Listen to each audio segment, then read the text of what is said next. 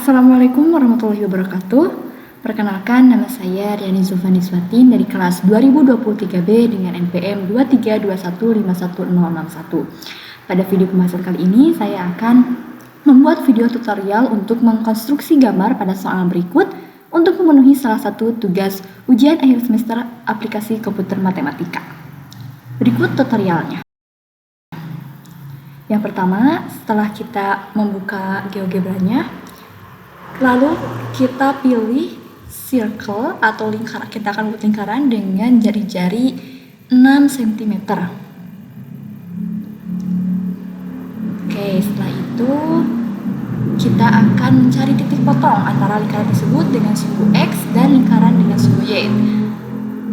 Terhadap sumbu X, kita cari melalui intersect, kemudian kita pilih sumbu X dan lingkarannya. Maka akan muncul titik B dan C, dan sumbu Y terhadap lingkarannya akan muncul titik D dan E.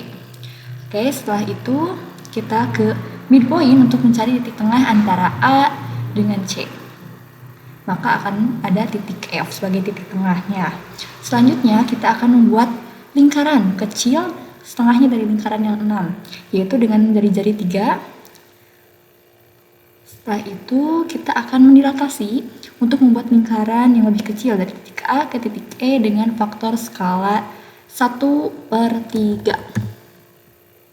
Oke, setelah ada A aksen, selanjutnya kita akan membuat lingkarannya dengan jari-jari 2 cm. Oke, selanjutnya kita akan mencari titik potong antara lingkaran yang kecil dengan sumbu Y. Maka akan ada titik G sebagai titik potongnya. Setelah itu kita bisa menyembunyikan lingkaran dan titik-titik bantunya supaya kelihatan lebih rapi. Nah, di sini kan kita akan membuat seperempat lingkaran dan setengah lingkaran di dalamnya. Maka kita akan membuat seperempat lingkarannya menggunakan circular sector. Kita mulai dari titik A menuju titik C, kemudian terakhir titik H. Maka akan terbentuklah seperempat lingkaran seperti ini. Oke, selanjutnya kita dalam soal tersebut ada dua setengah lingkaran. Kita akan membuat yang pertama dulu yang agak besar dari titik A ke titik C, kemudian dari titik H ke titik G. Nah, ini sudah sama seperti pada soal.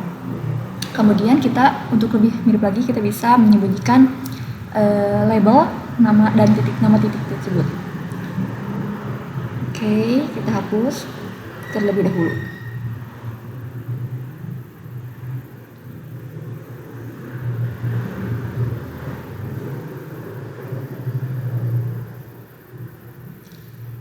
Jangan lupa menyembunyikan juga nama-nama dari garisnya supaya kelihatan lebih rapi.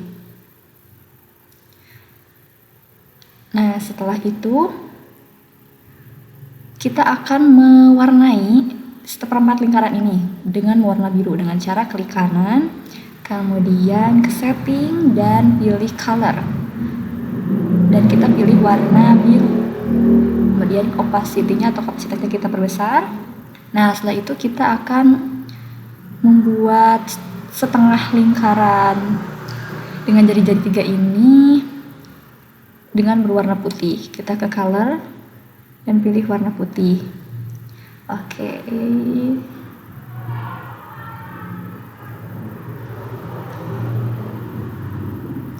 Kita zoom dulu.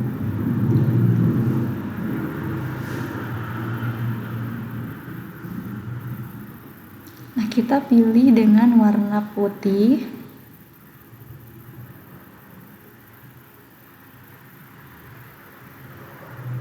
Kemudian ini juga kita pilih dengan warna putih yang setengah lingkaran keduanya.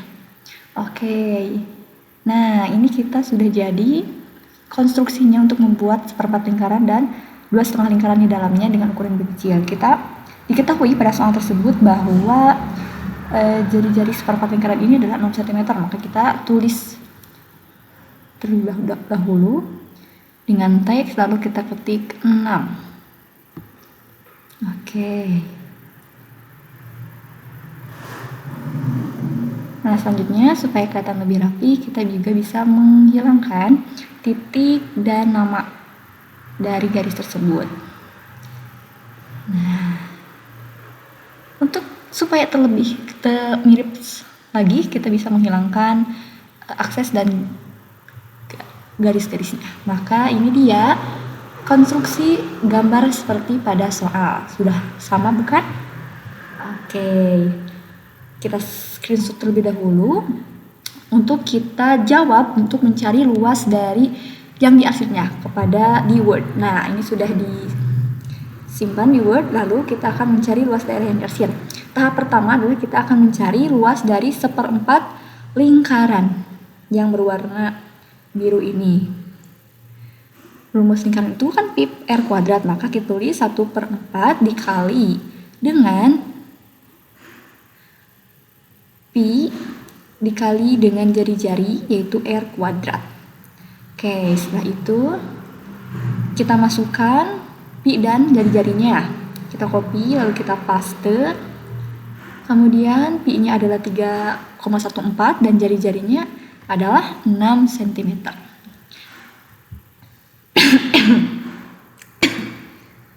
Maka hasilnya adalah 1,4 dikali 3,14 dikali 36 adalah 28,26. Ini adalah tahap yang pertama. Ya, yang kedua kita akan mencari luas setengah lingkaran yang pertama yang agak besar daripada setengah lingkaran yang kedua. Dari titik A ke titik C ya tadi. Oke, kita mencari rumusnya masih sama, tetapi 1/4-nya kita ganti dengan 1/2. Jadi 1/2 dikali pi dikali r kuadrat. Maka hasilnya kita ganti pi dan r-nya menjadi 3,14 dan jari-jari 3. Yang kedua ini 3. Kenapa 3? Karena setengahnya dari 1/4 lingkaran. Oke, selanjutnya ini sama dengan kita hitung 1/2 dikali 3,14 dikali 3 kuadrat adalah 14,13. 13. Mohon maaf. Sekarang yang tahap yang ketiga yaitu mencari luas setengah lingkaran yang kedua yang agak lebih kecil daripada yang pertama. Rumusnya masih sama, tetapi ini berbedanya pada jari-jarinya. Kita tulis terlebih dahulu rumusnya. Oke, sama dengan kita ganti jari-jarinya kan 3, kalau ini 2, maka 1/2 dikali 3,14 dikali 2 kuadrat. Nah, hasilnya 1/2 dikali 3,14 dikali 4, yaitu sama dengan 6,28. Oke, selanjutnya tahap keempat. Kita akan mencari jumlah dari luas setengah lingkaran pertama dengan luas setengah lingkaran kedua. Kita jumlahkan terlebih dahulu. Maka sama dengan 14,13 ditambah dengan 6,28. Maka hasilnya adalah 20,41. 4 dan 1. Selanjutnya tahap yang terakhir. Setelah itu kita bisa mencari luasnya dengan cara luas 1/4 lingkaran yang tadi dikurangi dengan hasil penjumlahan setengah lingkaran yang pertama dengan luas setengah lingkaran yang kedua. Oke, kita tulis dulu rumusnya. Luas 1/4 lingkaran dikurangi dengan tahap 4, yaitu luas setengah lingkaran pertama ditambah luas setengah lingkaran kedua. Oke, setelah itu maka luas setengah 4 lingkaran tadi adalah 28,26 dikurangi 20,41. Maka hasilnya adalah sama dengan 28,26 dikurangi 20,41 adalah 7,85. Oke. Kita tulis dulu kesimpulannya. Jadi, luas daerah yang diarsir adalah 7,85 cm persegi. Nah, itulah video pembahasan kali ini mengenai konstruksi pembuatan soal dan cara menyelesaikan soal tersebut di Word. Sekian video yang dapat saya sampaikan. Assalamualaikum warahmatullahi wabarakatuh.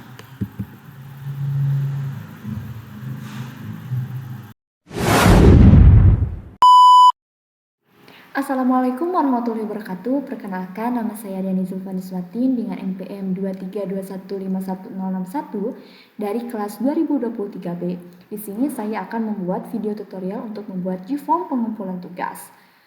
Dan video ini bertujuan untuk memenuhi salah satu tugas yang kedua bagian B untuk mata kuliah aplikasi komputer matematika. Oke, berikut tutorialnya. Yang pertama, kita sudah memilih G-form pada Google Drive. Kemudian setelah dipilih, kemudian kita hapus formulir tanpa judul ini dengan judul yang akan kita sesuaikan dengan tugasnya, yaitu kita hapus formulir tanpa judul ini diganti dengan judul pengumpulan tugas pra-UTS, misalnya seperti itu. Kemudian kita akan menambahkan pilihan dengan judulnya kelas dengan pilihan ganda, dan opsi yang pertama itu kelas A dan kelas B.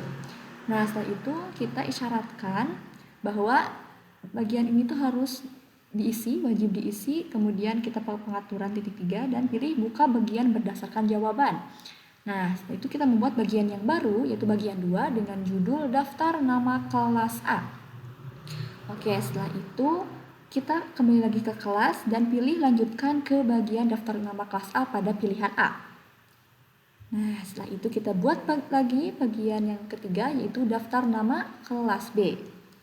Kemudian kita pilih lagi pada bagian kelas dan atur pada buka dengan bagian B.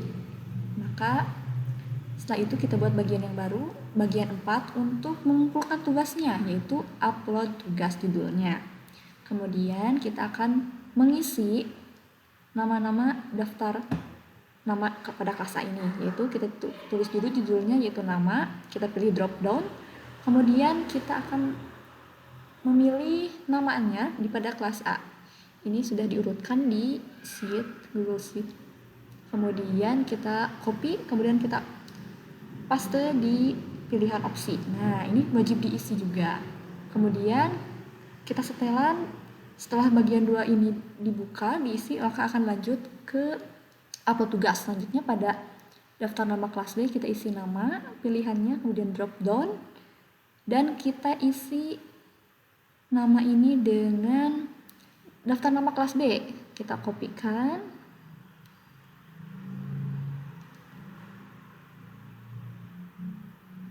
kemudian kita paste di pilihan nama di opsi 1 dan paste. Maka setelah itu kita jangan lupa wajib isi, dan setelah bagian 3 diisi maka akan lanjut ke upload tugas juga. Oke, di upload tugas kita tambahkan, lalu kita tulis judulnya upload jawaban tugas dengan bentuk PDF, itu syaratnya.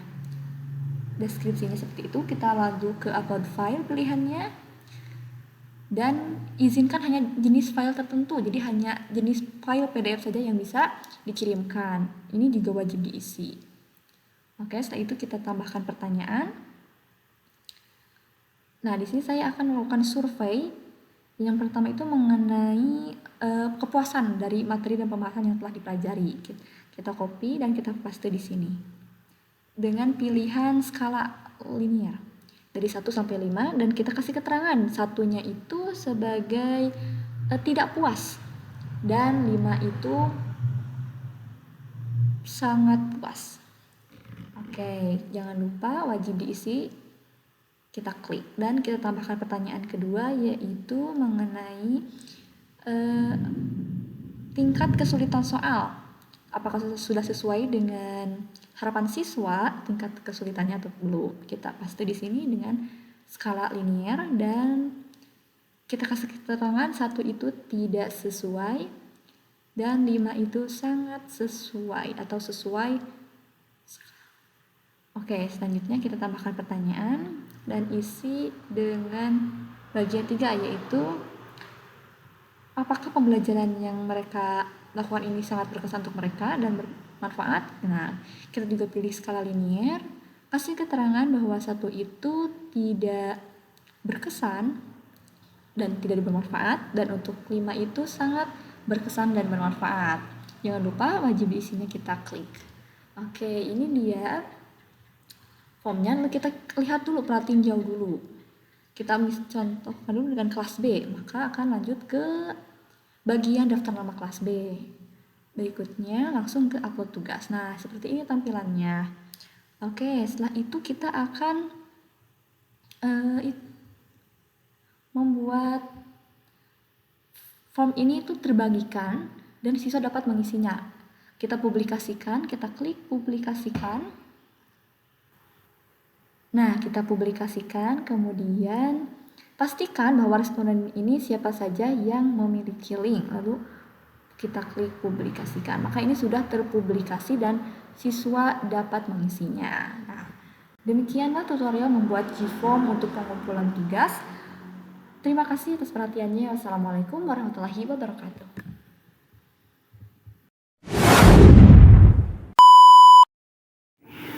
Assalamualaikum warahmatullahi wabarakatuh. Perkenalkan, nama saya Riani Zulfanis Fatin dari kelas 2023B dengan NPM 2321516061.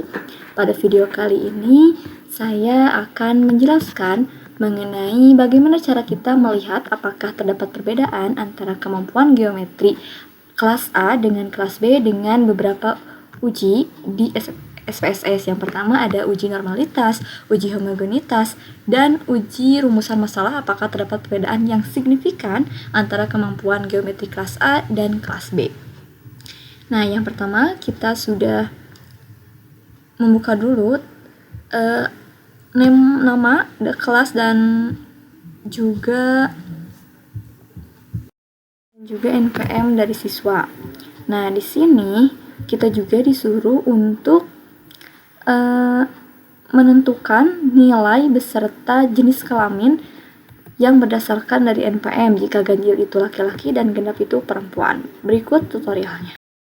Pertama, kita sudah buka sheet terlebih dahulu. Dan kemudian kita lihat di sheet list of name, kita copy terlebih dahulu semua kolomnya dan juga isinya. Kita pastekan di sheet bagian kita. Kemudian karena ini belum terurut ya, mulai dari kelasnya, kita akan urutkan terlebih dahulu dari kelasnya. Kita pilih kelas, kemudian filter, kita urutkan dari A ke Z, kemudian pada nomor juga dilakukan hal yang sama, kita urutkan.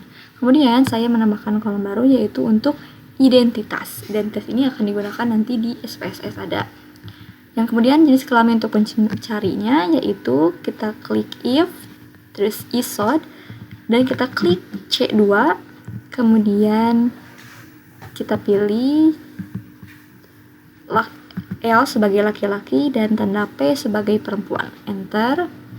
Maka akan otomatis ada beberapa tampilan data seperti ini yang sudah disesuaikan dengan rumus yang sama. Untuk nilai kita menggunakan pada kelas A itu minimalnya 45 dan maksimalnya adalah 90. Kemudian kita pilih yang minimal 45 dan maksimal 90. Kita menggunakan rumus sama dengan round, kemudian minimal, maksimal, dan norm if, kemudian run, dan kita tuliskan rata-ratanya yaitu dengan syarat dari antara 80 sampai 82, maka kita akan pilih 81. Kemudian dengan standar deviasinya itu 4 sampai 6, maka kita pilih 5. Kemudian minimalnya nilainya 40 dan maksimal 90. Oke, kita enter. Setelah itu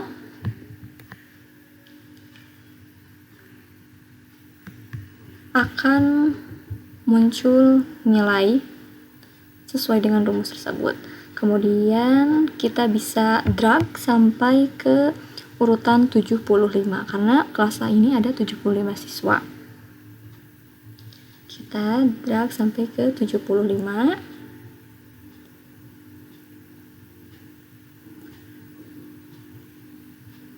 Oke. Sudah, setelah itu kita akan memberikan identitas bahwa kelas A ini diberi dengan label 1.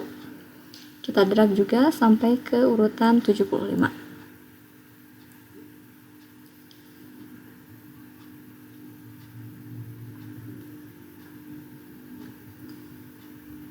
Oke, kemudian kita pada kelas B. Di kelas B ini memiliki syarat yang berbeda, yaitu nilai minimalnya adalah 40 dan nilai maksimalnya adalah 100. Maka pada kolom F78 ini kita beri rumus sama, yaitu run, minimal, maksimal, norm, if, kemudian run, kita pilih rata-ratanya yaitu di antara 82 sampai 84 yaitu 83. Kemudian standar deviasinya 6 sampai 8, kita pilih 7. Kemudian nilai minimalnya adalah 40 dan nilai maksimalnya adalah 100. Oke. Jangan lupa kurung. Tanda kurung ini sangat penting dan tanda koma, titik koma juga. Kemudian enter. Nah, kita jangan lupa drag sampai ke urutan 140, yaitu sampai habis di urutan kelas B. Kemudian kita label kelas B itu dengan label 2. Kita drag juga. Kemudian setelah ini kita bisa langsung untuk menguji ke SPSS, namun kita beri dulu hipotesisnya. Apa sih yang akan kita cari ini? Hipotesisnya yaitu kita tulis di PowerPoint. Nah, saya sudah menulisnya terlebih dahulu. Kita kopikan, yaitu dengan hipotesisnya yaitu H0 sebagai bahwa tidak terdapat perbedaan yang signifikan antara kemampuan geometri kelas A dan kelas B, dan H1-nya itu terdapat perbedaan yang signifikan kemampuan geometri kelas A dengan kelas B. Oke. Setelah itu, yang pertama yang akan kita uji adalah mengenai uji normalitas. Nah, pada uji normalitas ini juga terdapat hipotesis atau dugaan sementaranya, yaitu kita akan mencari apakah populasi dari kelas A ini berdistribusi normal atau tidak, baik, dan apakah pada kelas B ini juga populasinya itu berdistribusi normal atau tidak. Oke, yang pertama ini kita akan lakukan uji normalitas. Kita ke aplikasi SPSS. Nah, pada ini sudah dibuka aplikasi SPSS-nya. Kita buat yang baru. Nah, setelah itu kita ke variable view. Pada variable view kita yang pertama itu kasih nama nilai atau hasil dari kemampuan geometri kelas A dan kelas B. Kemudian variabel yang kedua kita kasih nama kelas. Nah, di sini kita bisa mengaturnya bahwa desimalnya itu kita nolkan saja. Kita bulatkan, kemudian kita kasih label kemampuan geometri. Ini bahwa ini adalah skor kemampuan geometri baik dari kelas A maupun dari kelas B. Kemudian kita kelasnya ini merupakan sampel penelitian. Bisa juga dikasih nama dengan apa saja, bebas. Kemudian kita kasih value 1 dengan label kelas A dan value 2 untuk kelas B. Oke, seperti ini. Kemudian add, kita klik OK. Kemudian kita ke data view. Nah, di sini pada kolom nilai kita masukkan nilai kelas A terlebih dahulu. Kita drag sampai urutan 75. Kemudian kita copy.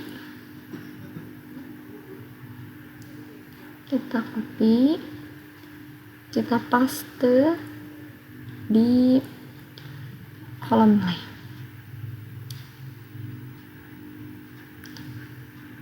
Nah, seperti ini. Kemudian kita pada kolom kelas kita kasih label 1. Kita copy.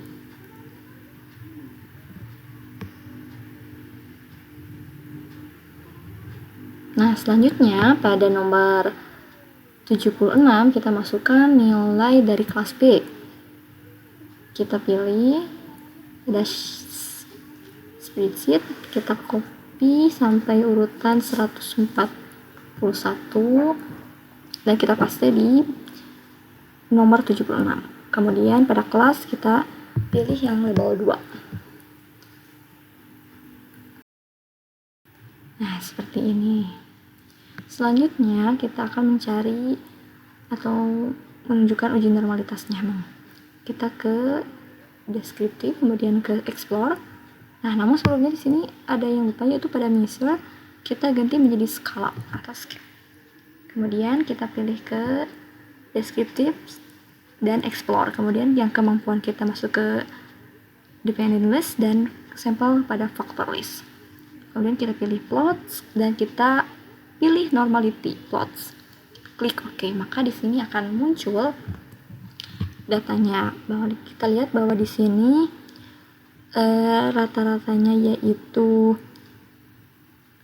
80,12 dan standar deviasinya yaitu 6,439. Ini memenuhi syarat yang pertama ya. Kemudian pada kelas B juga rata-ratanya adalah 82,35 dan standar deviasinya adalah 8,048. Ini juga memenuhi persyaratan yang dikasih. Selanjutnya kita lihat di test of normality. Nah, pada test of normality ini kita bisa lihat pada signifikan ini kita lihat bahwa pada bagian signifikan itu kelas A itu berkisar 0,017 dan pada signifikan yang kedua yaitu sebesar 0,016. Nah, di sini kita bisa lihat bahwa 0,017 ini lebih besar daripada 0,05.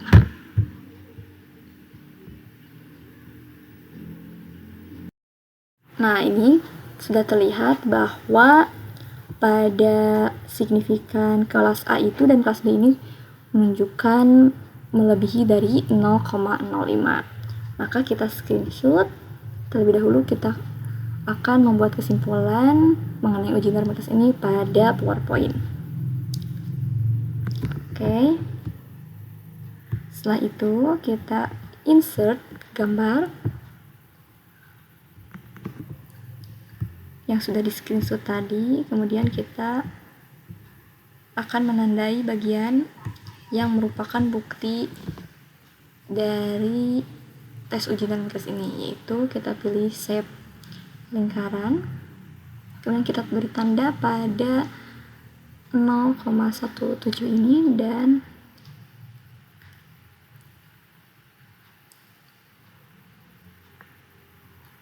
kita duplikat juga beri tanda pada bagian di kelas B, yaitu pada 0,16 ini. Nah, setelah itu kita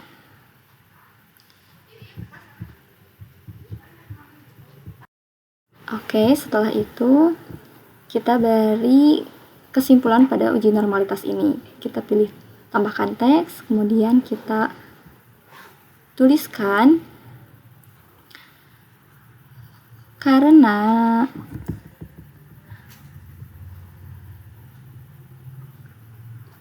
karena nilai signifikansi dari skor berpikir kemampuan geometri itu sama dengan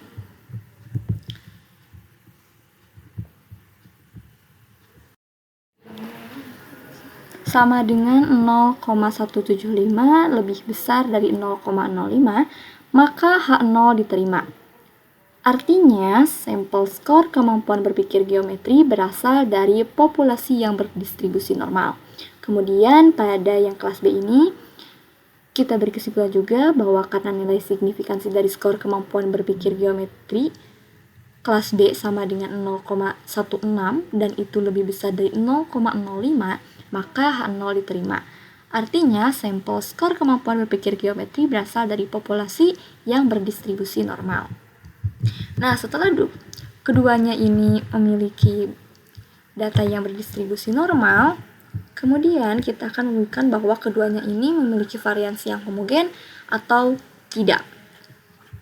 Kemudian kita pilih, kemudian kita ke analisis, dan kita pilih pada bagian yang ke compare means, yaitu kita pilih one way Innova. Yang kemampuan ini kita ke dependent list dan yang sampelnya kita ke faktor. Kemudian kita option, kita pilih homogeneity of variance list dan kita continue, kemudian klik OK. Maka di sini akan muncul datanya, yaitu kita lihat pada test of homogeneity of variance. Di sini kita lihat pada signifikansinya pada based on mean, yaitu bernilai 0,293, yang artinya ini itu melebihi dari 0,05.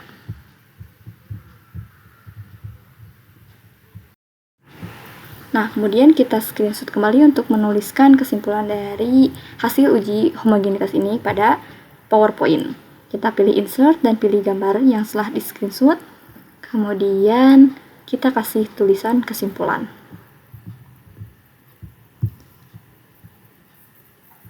Nah, kita tandai juga yang hasil dari homogenitas ini pada baris yang pertama yang based on mean ini. Kita tulis karena nilai signifikansinya itu sama dengan 0,293 dan itu lebih besar dari 0,05, artinya H0 ini diterima. Jadi kedua varians ini merupakan homogen. Nah, setelah itu apa yang akan kita buktikan kembali? Yang terakhir yaitu mengenai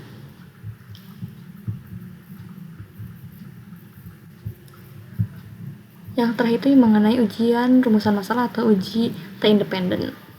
Nah, pada ini kita akan kembali ke SPSS, kemudian kita ke analisis dan pilih compare means dan kita pilih yang independent sample T. Kita pilih kemampuan pada test variable dan kelas pada graphing value. Kita pilih definite grupnya, grup 1 adalah 1 dan grup 2 adalah 2. Kita continue, kemudian klik OK. Nah, di sini juga akan langsung muncul hasilnya. Nah, kita lihat pada independent sample test ini menunjukkan bahwa pada nilai signifikansinya yaitu untuk pada kelas bernilai 0,70. Kita pilih yang 0,70 yang bagian atas karena kita sudah diketahui bahwa varian tersebut homogen, dan jika varian ini tidak homogen maka kita pilih yang barisan kedua yaitu pada nilai 0,75. Kita screenshot terlebih dahulu, kemudian kita menuliskan kesimpulan di PowerPoint. Kita pilih PowerPoint dan kita insert gambarnya. Lalu kita akan menuliskan kesimpulannya. Kita akan tandai terlebih dahulu hasilnya yaitu pada nilai 0,70. Kesimpulannya yaitu karena hasil homogenitas adalah kedua varian homogen, maka nilai signifikansi yang dipilih adalah yang pertama. Kemudian hasilnya karena nilai signifikansi sama dengan 0,70 lebih besar dari 0,05, maka H0 diterima. Hipotesis yang pertama itu yaitu mengenai tidak terdapat perbedaan yang signifikan antara kemampuan berpikir atau antara kemampuan geometri siswa kelas A dengan kelas B.